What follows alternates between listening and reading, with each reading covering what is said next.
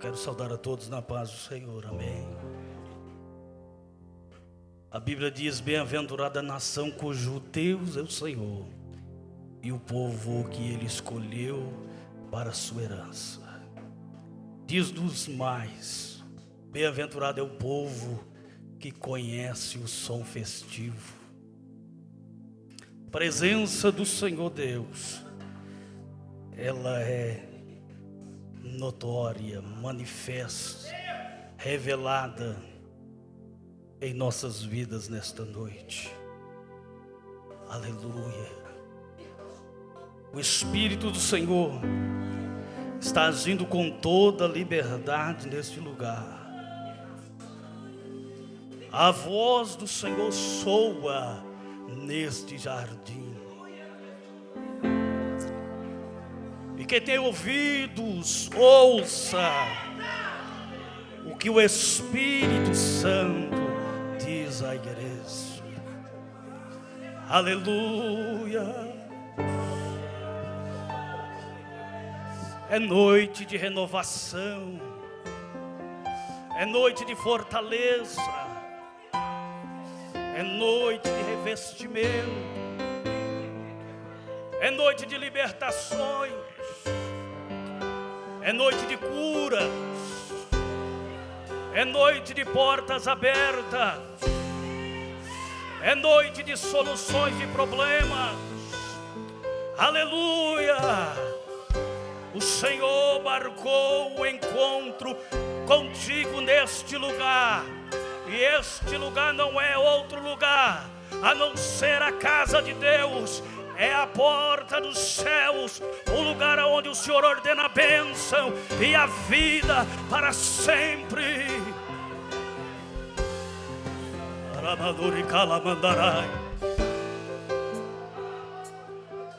Aleluia.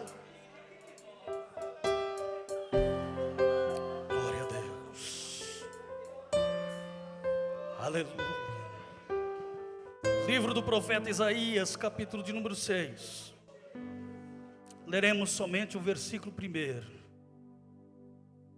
Glória a Jesus.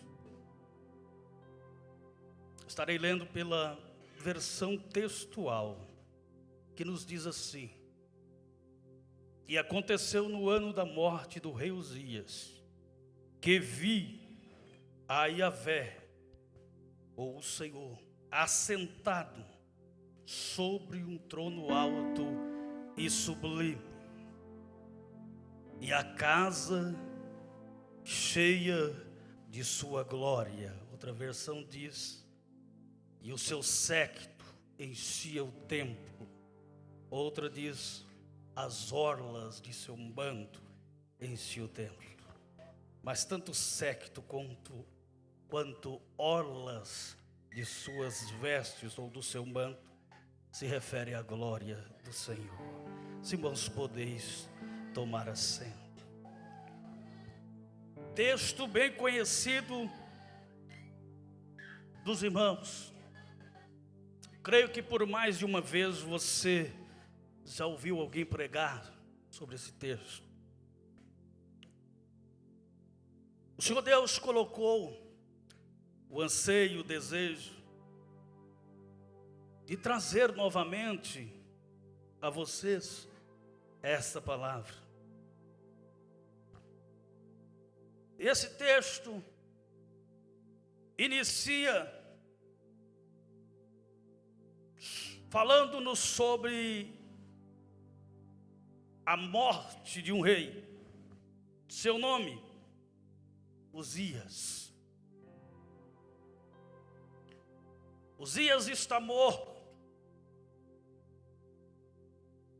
Foi o último grande rei do reino de Judá. E, segundo alguns expositores bíblicos, que após a sua morte, a glória do Senhor deixou de manifestar-se nacionalmente sobre a nação.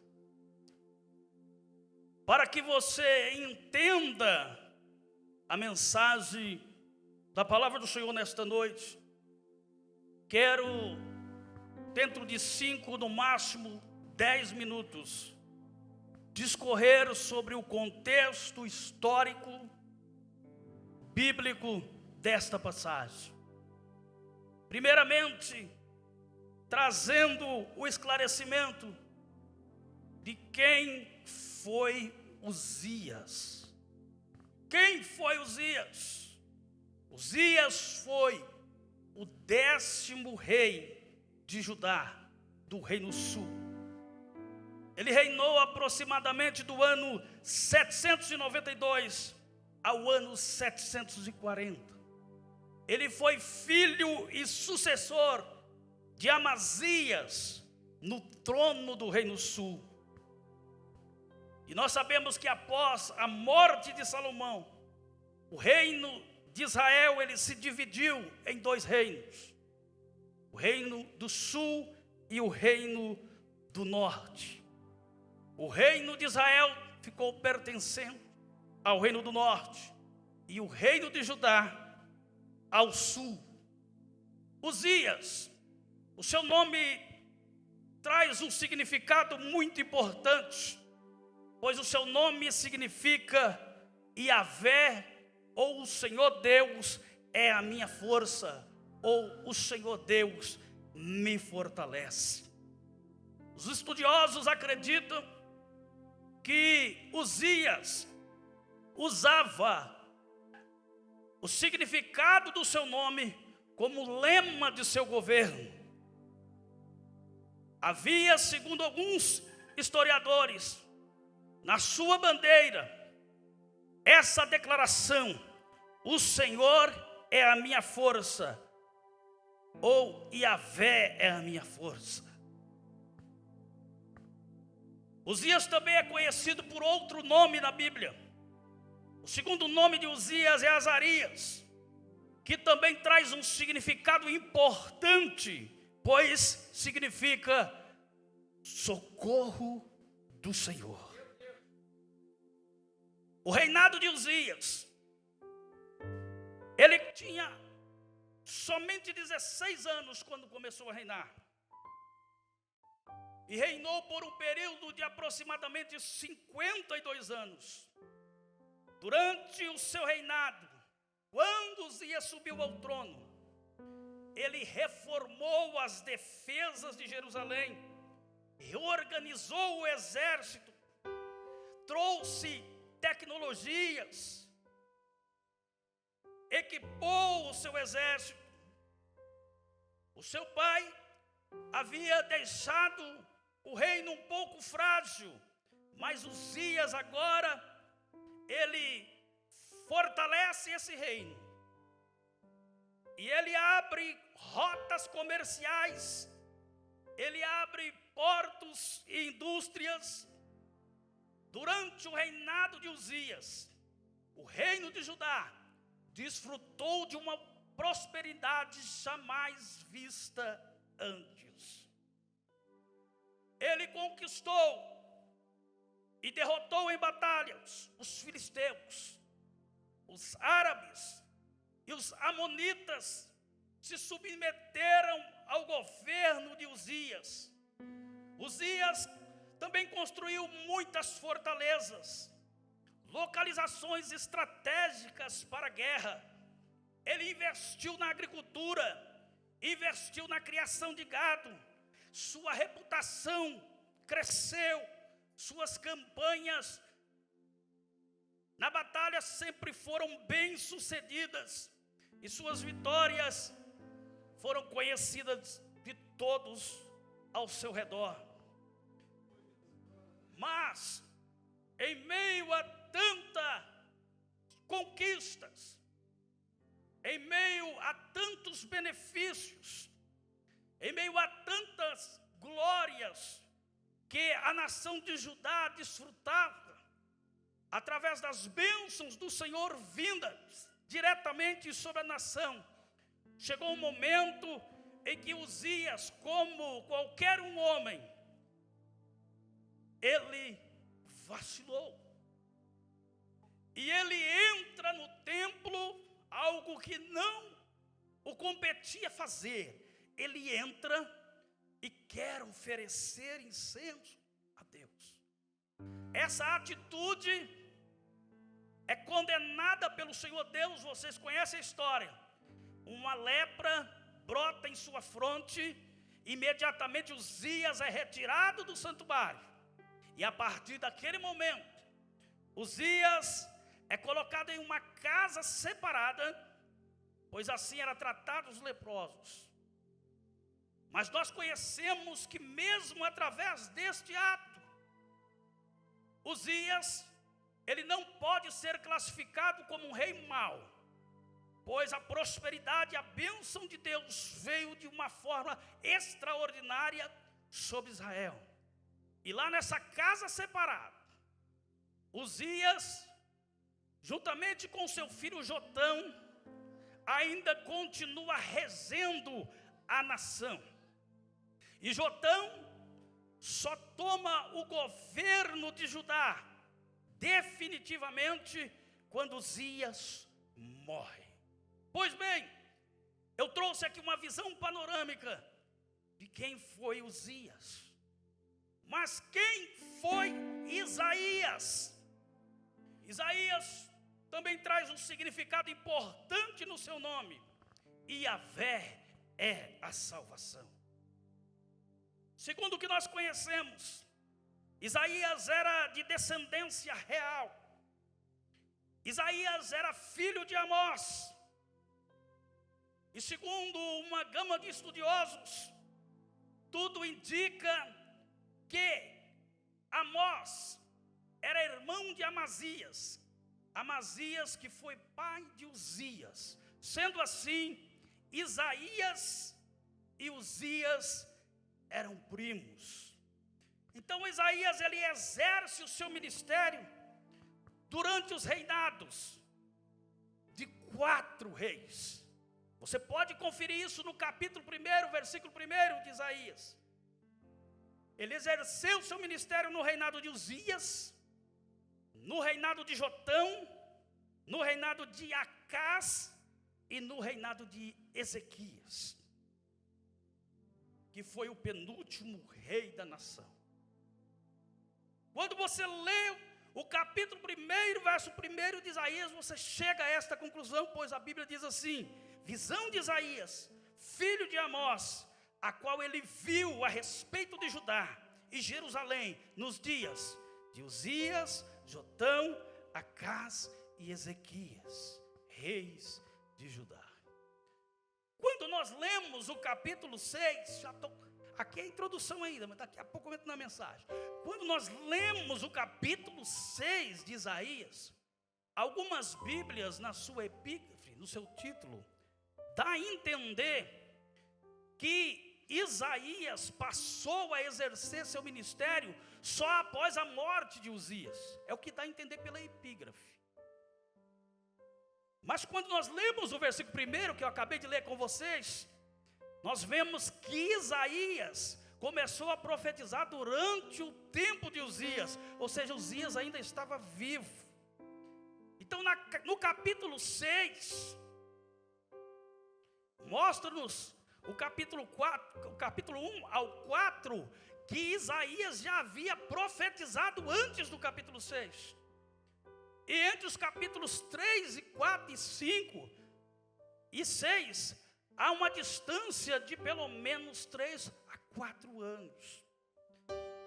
Então o que é que acontece com Isaías aqui no capítulo 6? Vamos entrar na mensagem. Aqui no capítulo 6, Isaías, após a morte de Uzias, após ver a forma como Uzias conduziu a nação, ao ver as conquistas de Uzias, que eram também as conquistas da nação, Isaías agora, com Uzias morto, ele se preocupa,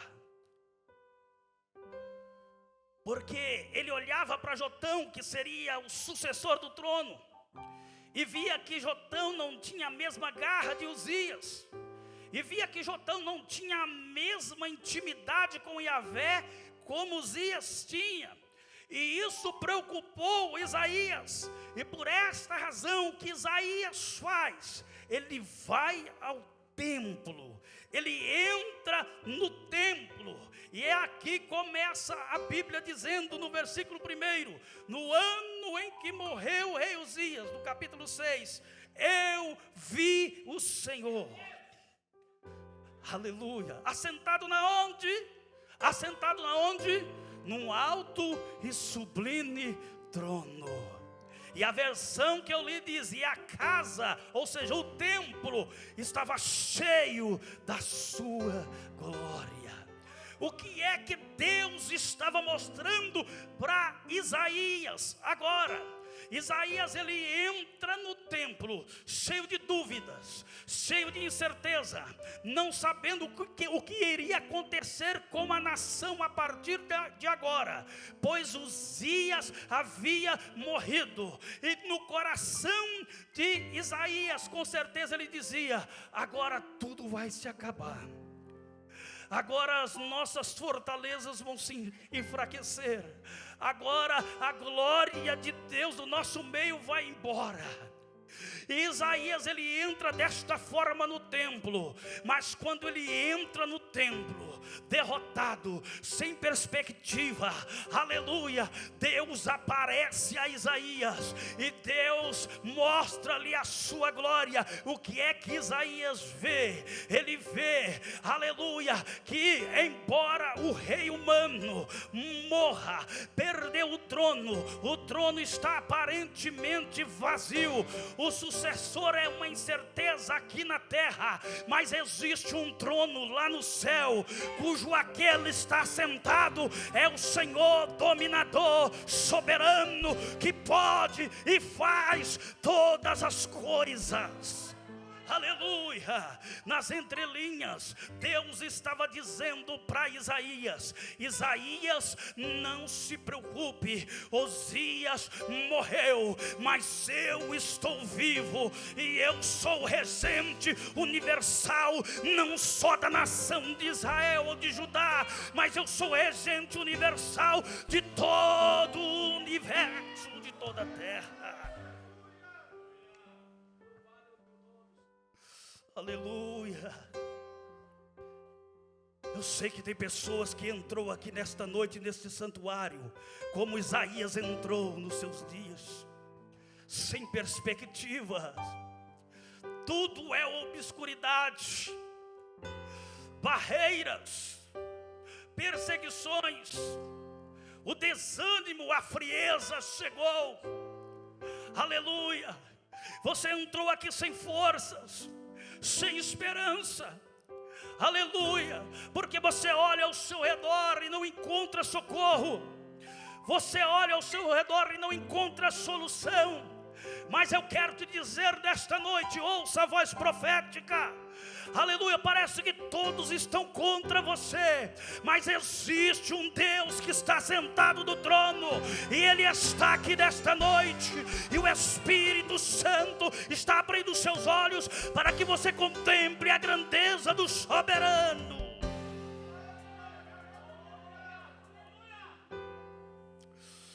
Aleluia, aleluia. Então Isaías pensa: o rei Uzias morreu, agora as coisas vão ir de água abaixo, Israel será levada cativo, a prosperidade vai acabar. Ele está com o seu espírito angustiado, assim como você está nesta noite. Mas Isaías, ele ensina-nos um caminho que devemos percorrer, ainda que estejamos frágeis, ainda que estejamos indecisos, ainda que não saibamos o que será de nós amanhã, mas se nós entrarmos no templo, se nós nos humilharmos, se nós nos dobrarmos, Há um Deus que te ouve, há um Deus que te vê, há um Deus que te contempla, e Ele não está aqui para tratar você conforme os seus pecados. Ele está aqui, aleluia, para manifestar a sua misericórdia, para manifestar a sua graça, para manifestar o seu amor, para manifestar o seu favor. Louvado seja o nome precioso.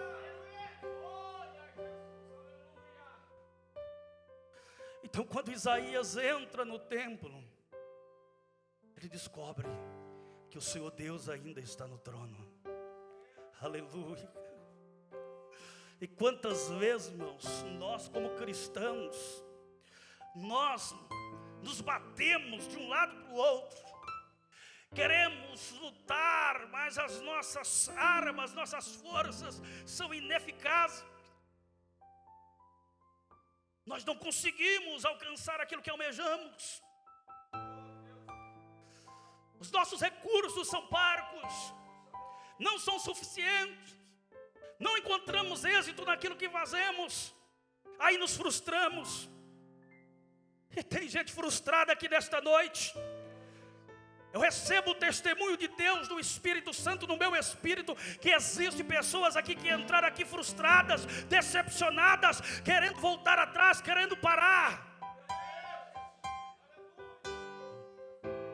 Mas Deus ainda está no trono. O Senhor ainda está no trono. E a mensagem introdutória desse culto nesta noite tem tudo a ver com o que eu estou a dizer agora pelo Espírito Santo. Aleluia. O Salmo 24 diz que o Senhor é rei, e Ele não é um rei qualquer, Ele é o rei da glória, o Senhor dos exércitos é o rei da glória. Aleluia.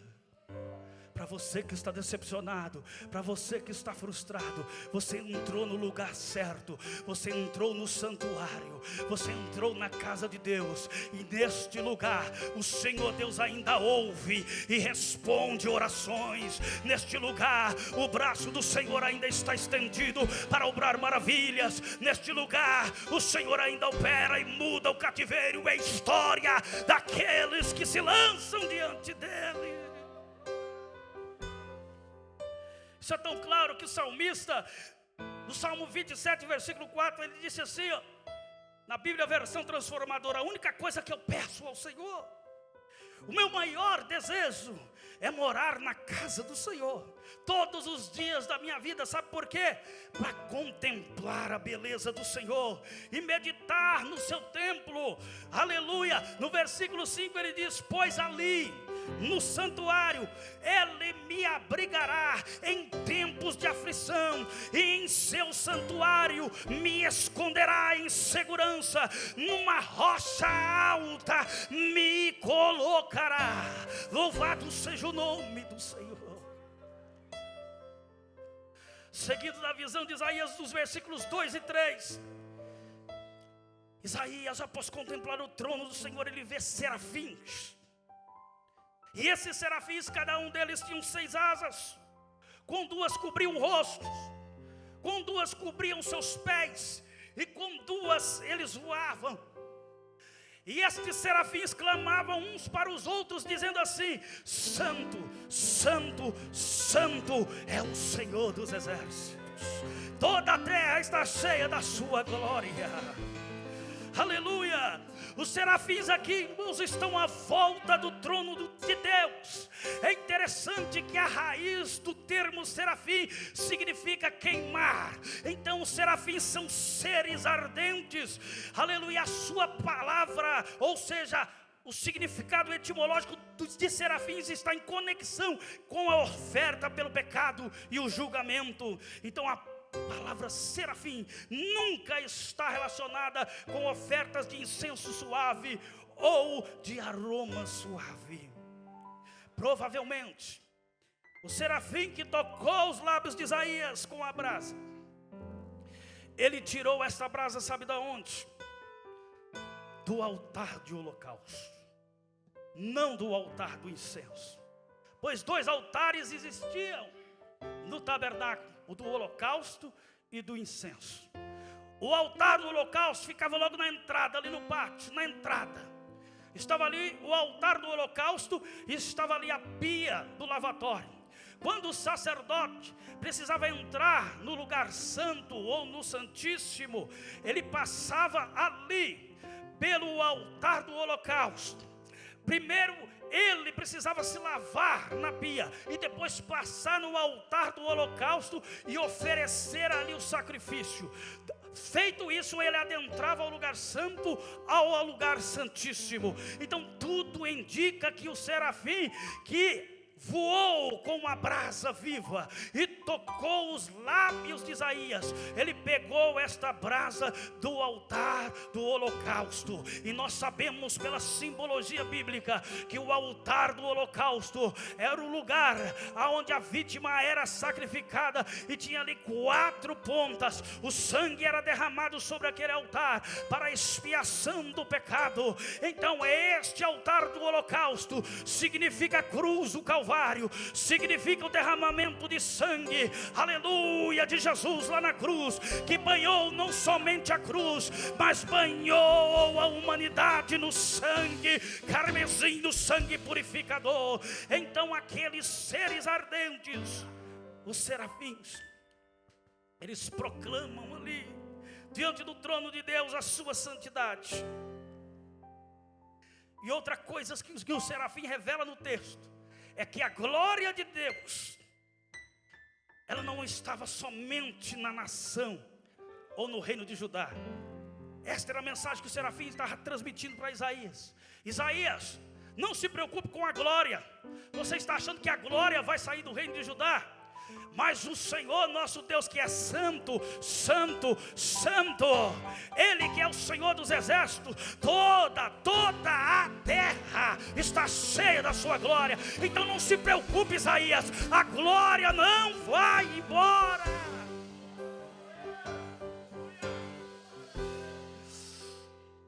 A Bíblia, na tradução da linguagem de hoje, traduz assim o versículo de número 4 de Isaías 6. Diz assim que o barulho das vozes dos serafins fez tremer os alicerces do templo, que ficou cheio de fumaça, ou cheio da glória de Deus. Então os serafins são anjos que servem a Deus no trono celestial, refletindo a sua santidade e a sua pureza. Qual o simbolismo de tudo isso? As asas representam a velocidade e a prontidão para obedecer a Deus. O ato de cobrir o rosto e os pés indica reverência diante da santidade de Deus. O barulho das vozes dos serafins representam a adoração dinâmica que atrai a fumaça, ou seja, a glória de Deus. Esmiuçando tudo isso, aprendemos 3 coisas com os serafins. Primeiro, nós aprendemos que numa adoração precisa ter obediência. Segundo, nós aprendemos que numa adoração precisa ter reverência. Terceiro, nós aprendemos que numa adoração, essa adoração precisa ser dinâmica, porque quando a adoração é dinâmica, ela atrai a glória de Deus. Então você precisa entender isso nesta noite. Você é um adorador e a sua adoração precisa ser dinâmica. Não se preocupe. Se der vontade de levantar a mão, levante. Se der vontade de pular, pule. Se der vontade de falar em línguas, fale. Se Deus te impulsionar a profetizar, profetize. Porque a adoração atrai a glória de Deus.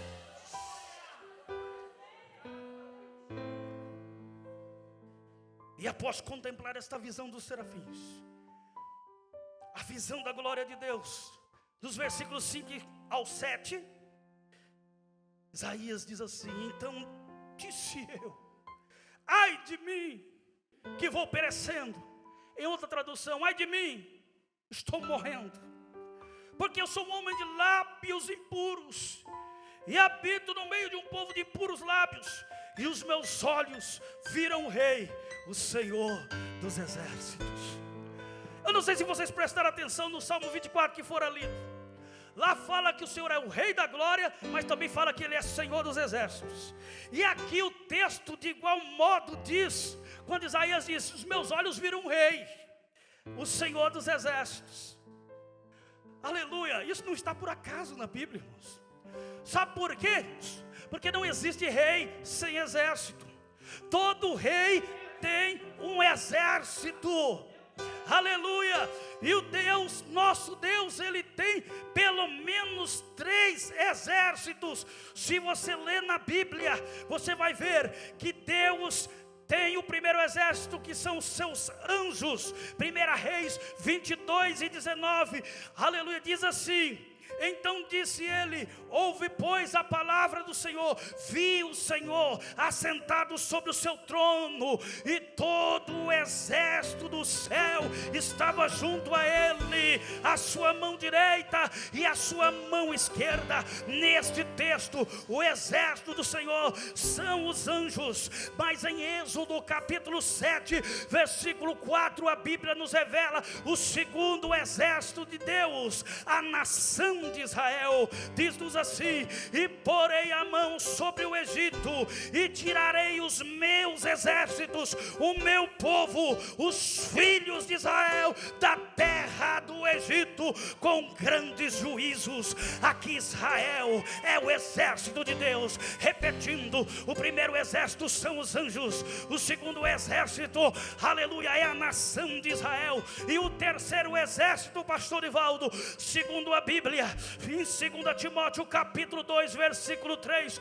Paulo, em linguagem metafórica, ele diz assim: sofre comigo as aflições como bom soldado de Jesus Cristo. Ninguém que milita se embaraça com o negócio dessa vida, a fim de agradar aquele que alistou. E se alguém também não milita, não é coroado, se não militar legitimamente. Aqui Paulo está usando uma figura de linguagem para mostrar a Timóteo que, como um soldado, aleluia, ele precisa ser disciplinado, ele precisa ter um senhor, um comandante. O cristão também é um soldado, e se somos soldados, estamos ligados a um batalhão ou a um exército. E diz-nos mais Paulo sobre esta realidade, de que a igreja também é o exército de Deus. No capítulo 6, versículo 10 a seguir da epístola de Paulo aos Efésios, ele escreve assim: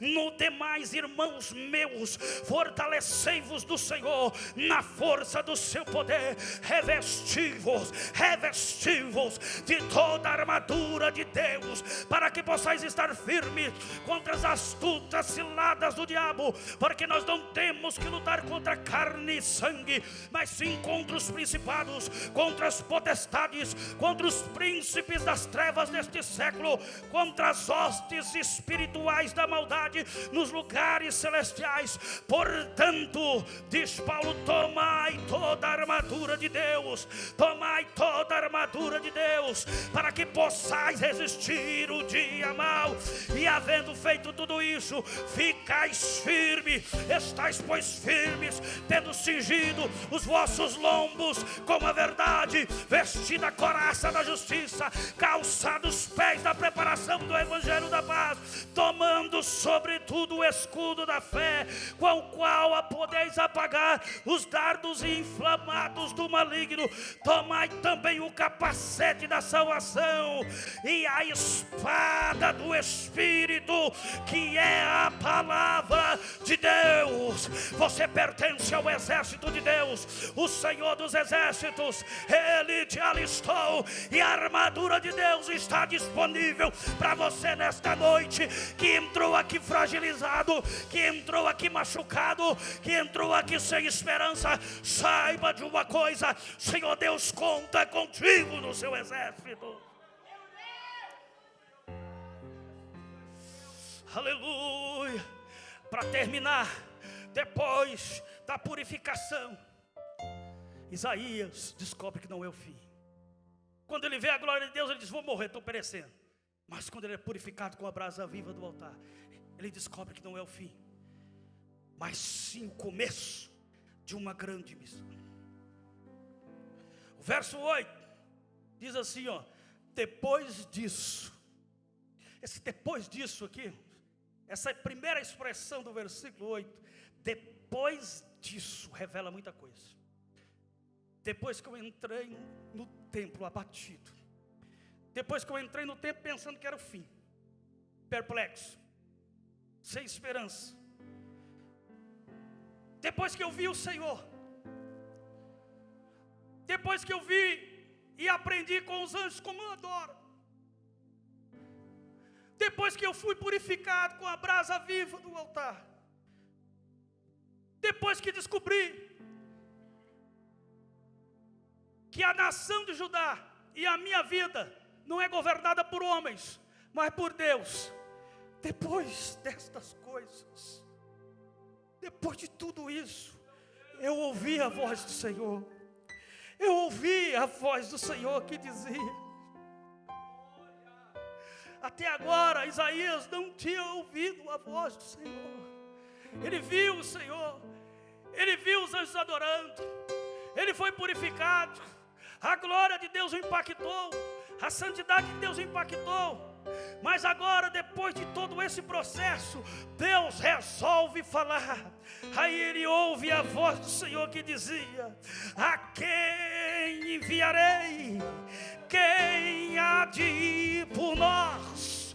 E Isaías, aquele que achava que a sua vida estava acabada, que não valia a pena viver mais, e que tudo estava terminado, Isaías agora, restaurado, ele se põe de pé. Parece que contemplo a atitude de Isaías agora se colocando em pé, porque ele entrou se arrastando no templo, ele entrou com a boca no pó, ele entrou sem esperança, ele entrou gritando por misericórdia e compaixão. Mas agora, após todo o processo em que ele é impactado pela glória do Senhor, ele ouve a voz de Deus dizendo: eu preciso de alguém, eu preciso de alguém. A quem enviarei? Quem há de ir por nós? Isaías salta, ele levanta, ele sai do pó e ele diz: Senhor, eis-me aqui, envia-me a mim.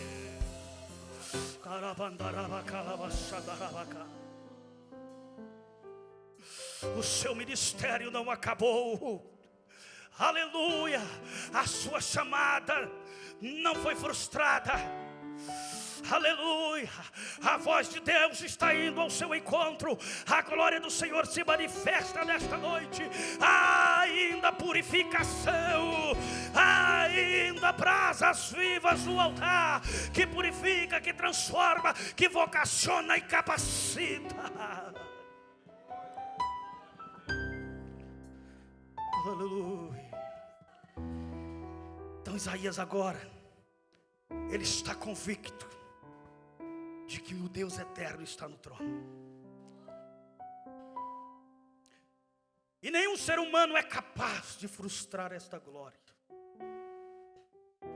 No capítulo 57, versículo 7, Isaías, o mensageiro do Senhor, que atendeu o chamado de Deus, ele diz assim: quão suaves são sobre os montes os pés do que anunciam as boas novas, que faz ouvir a paz, que anuncia o bem, que faz ouvir a salvação, e que diz a Sião: o teu Deus reina, o teu Deus reina.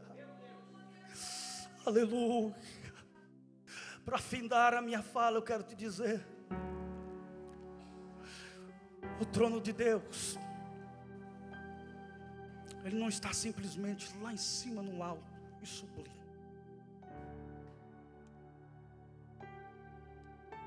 Isaías, o mesmo Isaías, ele disse que o Senhor sim habita no alto e sublime trono, mas também ele habita com contrito e abatido de espírito para o livrar. Então deixe o Senhor entronizar-se em sua vida. Quando Deus se entroniza em mim, quando a minha vida se torna o trono de Deus, tudo é diferente. Aleluia. Isaías viu o trono nos céus, mas após todo o processo, Deus se entroniza em Isaías. Eu não quero que você tenha só uma visão de um Deus no trono longe, distante. Mas eu quero que você entenda que esse Deus que está distante, transcendente, Ele também é imanente. Ele vem para entronizar em você. E se Ele entroniza em mim e em você, tudo é diferente. Se Deus está em você, se você deixar Ele reger e governar a sua vida, aleluia, o Deus que é o Rei da glória manifestará a sua glória na sua vida, e esta glória será sempre crescente, pois Paulo assim afirma que nós somos transformados dia após dia através da glória do Senhor, na imagem do Senhor, pelo Espírito Santo de Deus. Aleluia. Então eu fecho esta mensagem. Deus está no trono e Ele quer estar regendo também a sua vida. Acredite nisso e tudo mudará. Amém? Deus abençoe.